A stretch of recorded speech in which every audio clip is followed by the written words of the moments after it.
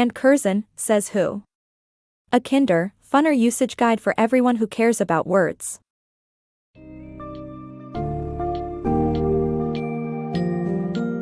Dive into and Curzan's, says who.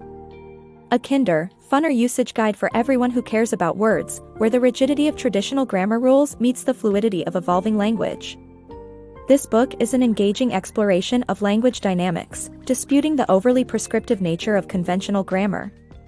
Curzan challenges the notion of inflexible rules by highlighting controversial cases such as the use of impact as a verb, the contentious political correctness debates, and the perplexing choice between who and whom. Her witty narrative transforms complex linguistic debates, such as the Oxford comma dilemma and the quirky acceptance of funner and funnest, into digestible discussions. As readers journey through these themes, they uncover the deeper implications of language as a reflection of societal change and power structures, encouraging a more empathetic and nuanced understanding of English usage.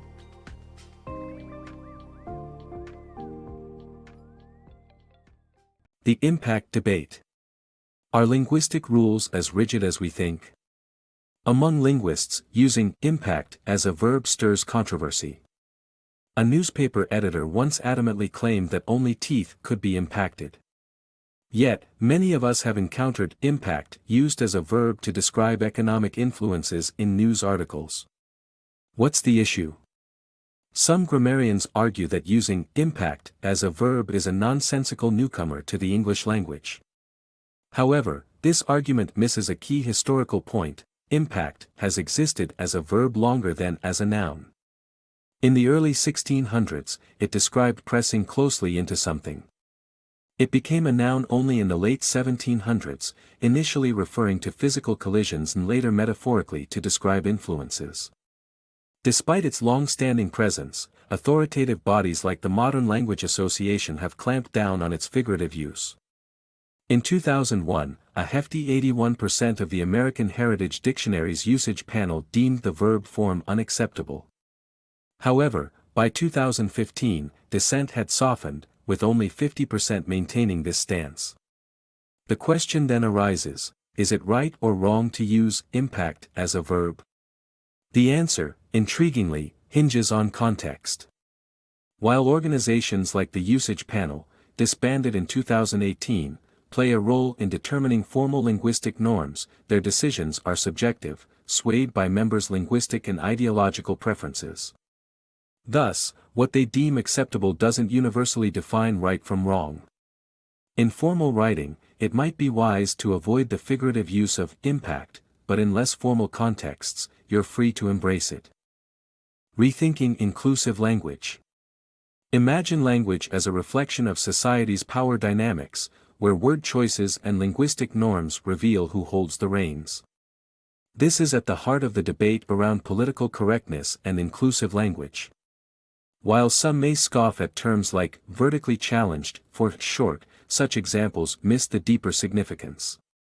The real issue is whether embracing inclusive language curtails free speech or empowers marginalized voices, fostering respect and representation. Consider how the stigma around certain words, like ain't, arises not from inherent flaws but from associations with marginalized dialects. These linguistic prejudices highlight broader social inequalities. When underrepresented communities advocate for more inclusive terminology, it's not about hypersensitivity, it's a challenge to entrenched norms and a demand for recognition. However, the quest for inclusivity isn't without its complications. Take latinx, a term born in academic circles but often rejected by the very communities it aims to represent. Preferences lean toward Latine, showcasing the importance of listening to individual and group choices in these discussions. The overarching aim is to cultivate a more inclusive linguistic landscape. It's an endeavor worthy of our effort, despite its imperfections. By avoiding the dismissal of change due to outlier cases, we can engage with language evolution thoughtfully and compassionately. Embracing these shifts, as both readers and writers, allows language to become a tool for empathy and cultural understanding, rather than merely a reflection of existing power structures. Language's quirky evolution. Words often evolve in unexpected ways, sometimes rubbing people the wrong way.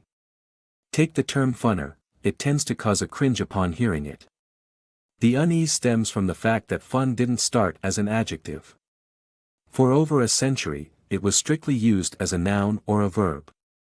Its transformation into an adjective began in the mid-20th century, making phrases like, "that was a really fun party," normal.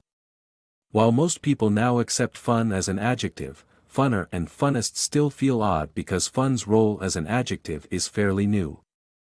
As a noun, we express enjoyment as having more fun or the most fun, making the newer forms feel unfamiliar.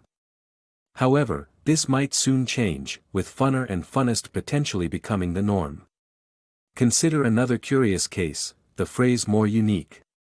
Logically, unique, meaning one of a kind, shouldn't have comparative forms. Yet, over time, unique has broadened in meaning to suggest uncommon or remarkable, permitting descriptions like more unique. While in formal scenarios, you might shy away from phrases such as quite unique, these linguistic shifts shouldn't be dismissed outright. Language is ever-changing, shaped by its users' needs over time. Consider how the word nice previously meant silly, or how lollygag was associated with kissing. These shifts showcase the adaptability and flexibility inherent in language, reminding us that change is a fundamental characteristic of communication.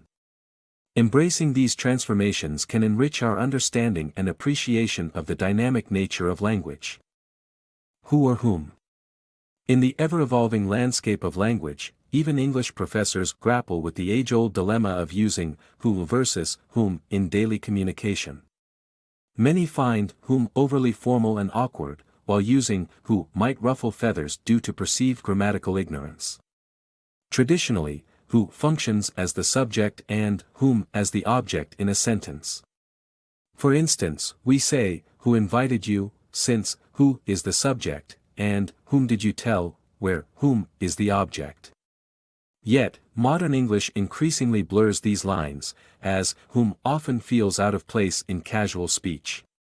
In contemporary dialogue, who did you tell aligns more with our natural way of speaking, despite whom did you tell being technically correct. The confusion partly arises because, in questions, the interrogative, who typically leads, making it appear as the subject, when it's sometimes the object instead.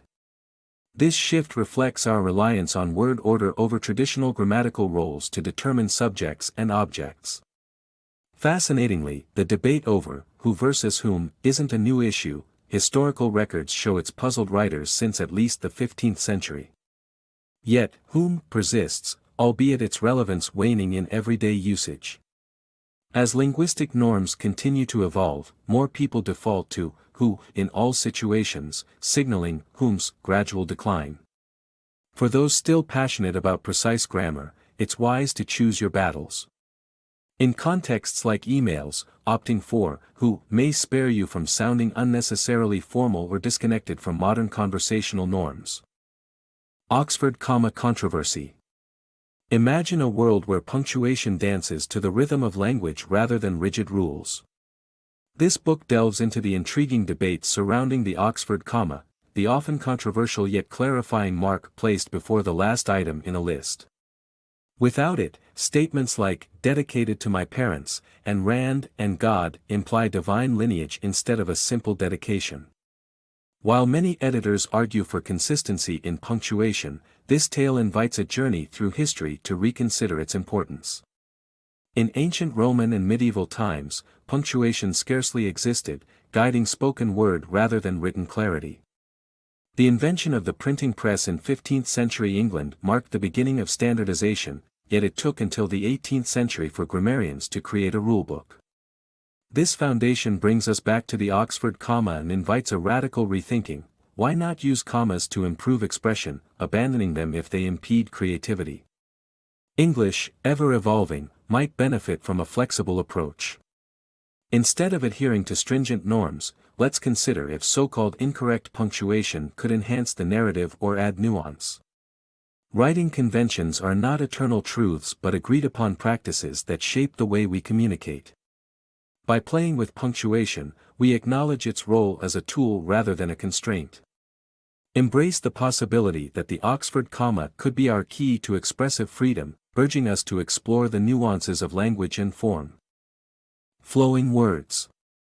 Writing that flows captivates, guiding readers seamlessly from one idea to the next. When prose lacks this flow, readers face a jarring experience as disjointed sentences miss the expected logical connections. Achieving fluid writing involves understanding the no-new contract, an invisible promise between writer and reader that sentences will link familiar concepts with new ideas. This approach simplifies the reader's journey through the text, making it both engaging and coherent. Consider a choppy piece of writing. A study by Mueller and Oppenheimer finds handwritten notes aid memory better than typed ones. Abruptly, the focus shifts to adolescents' attention spans and educational technologies, leaving readers grasping for connections. In contrast, a well-flowing version stays on course. The study shows issues with typed notes, even when Warner's attempt to improve their quality. Each sentence builds logically from the last, maintaining a clear thread throughout. To craft such fluid prose, embrace simplicity, and the rules like the no-new contract. Complex ideas don't require overly complicated language. By structuring sentences with clarity and progression, writers ensure readers effortlessly follow and grasp the depth of the content, creating an informative and satisfying reading experience. Starting sentences boldly. Begin your sentences with and, but, or even so. Despite what your strictest English teacher might have told you, starting sentences with these conjunctions isn't breaking a fundamental rule of grammar, it's embracing a rich linguistic heritage. This myth stems from older educational efforts to encourage formal writing, pushing students to avoid stringing together overly simple sentences in the style of everyday speech. Yet, this preference for formality is a novel trend in English's long history. In older times, written and spoken language were closely aligned, with fewer barriers on sentence beginnings. Even today, advocates of modern language usage revel in flexibility. Academic work, literature, and even the Bible frequently showcase sentences starting with and or but. This practice contributes to varied, engaging prose, allowing ideas to flow naturally as they might in conversation. The appeal doesn't stop with and or but. Words like so have their place, often serving as discourse markers. In spoken exchange, these markers help convey interpersonal nuances and guide discussions smoothly. For instance, starting a story with so might express eagerness to share an intriguing tale, hinting at what's coming next with a sense of excitement. Rather than admonishing those who use them, we should appreciate such sentence openers for the vibrant dynamics they bring to language. Skilled communicators understand that breaking so-called rules can masterfully shape tone and ensure their message resonates just right. Ultimately, strategic use of these words can make written and spoken narratives not just grammatically correct but compelling and alive. Embrace the art of beginning boldly. It's not just allowed, it's a smart tactic in the toolkit of effective communication.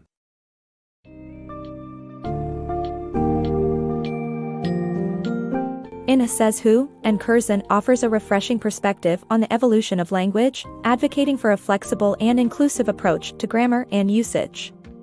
Her exploration dispels the myth of absolute correctness in language, illustrating how linguistic choices reflect broader societal dynamics. By examining debates over verb usage, inclusive language, and even the infamous Oxford comma, Curzan underscores the importance of context and cultural sensitivity in communication. The takeaway is clear: language is not static but a vibrant, ever-adapting tool. It's essential to embrace its changes with an open mind, recognizing how these shifts can foster greater inclusiveness and clarity in our conversations. Ultimately, this work invites readers to appreciate the playful side of language and encourages them to participate in its ongoing evolution with both knowledge and empathy.